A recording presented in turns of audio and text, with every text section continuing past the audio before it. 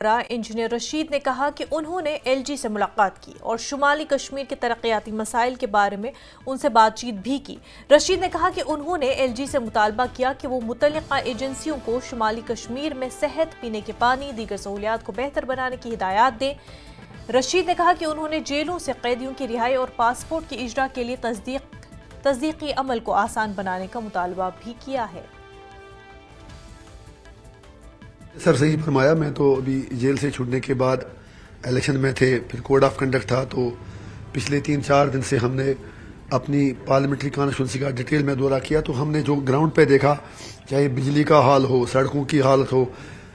ہسپتالوں کی حالت ہو، ایجوکیشن سیکٹر ہو، تو جو بھی ہم نے گراؤنڈ پہ دیکھا ہم نے وہ فیڈ بیک سارا ایل جی صاحب کو دیا۔ اس کے علاوہ ہم نے ایل جی صاحب سے یہ بھی ریکویسٹ کی کہ جتنے بھی سرکاری ملازم ٹرمنیٹ ہوئے ہیں ان سب کی کیسوں پر نظر ثانی کی جائے، ان کو بحال کیا جائے اور کم سے کم ہر کیس کا وہ ایک بار پھر سے ریویو لے لیں۔ اس کے علاوہ ہم نے ایل جی صاحب سے کہا کہ جتنے بھی لوگ کشمیر، جموں یا باہر جموں کشمیر کے باہر کی جیلوں میں بند ہیں ان کو سب کو چھوڑ دیا جائے، وہ کم سے کم مرکزی سرکار سے کہنے کہ ریکنسیلیشن کے لیے ضروری ہے کہ سارے قیدیوں کو چھوڑ دیا جائے۔ ہم نے ایل جی صاحب سے یہ بھی گزارش کی، ہم نے ایل جی صاحب سے یہ بھی کہا کہ جو پاسپورٹ لوگوں کے پڑے ہوئے ہیں اس پر بھی ہم نے ان سے استدعا کی کہ پاسپورٹ کیسوں کا نپٹارہ کیا جائے۔ ہم نے ایل جی صاحب سے یہ بھی کہا کہ وہ مرکزی سرکار تک یہ بات پہنچا دیں کہ اگر سرکار نارتھ ایسٹ میں، لداخ میں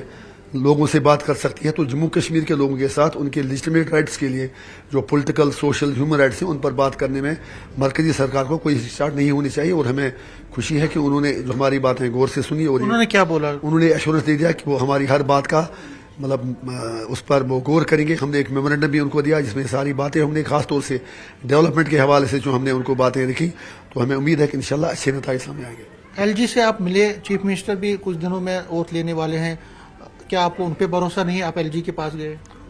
یا آپ کو لگتا ہے کہ چیف منسٹر اتنا پاورفل نہیں ہے؟ نہیں، ایسا کچھ بھی نہیں ہے۔ مجھے چیف منسٹر صاحب کا بھی احترام ہے، جب وہ سرکار سنبھالیں گے تو ہم ان کے پاس بھی جائیں گے۔ میرا کام ہے، ہر ایک پبلک ریپرزینٹیٹیو کا کام ہونا چاہیے لوگوں کی خدمت کرنا۔ ویسے بھی ایل جی صاحب سے ملنا تھا کیونکہ وہ چیزیں شاید سی ایم صاحب کل کر نہیں سکتے، جو چیزیں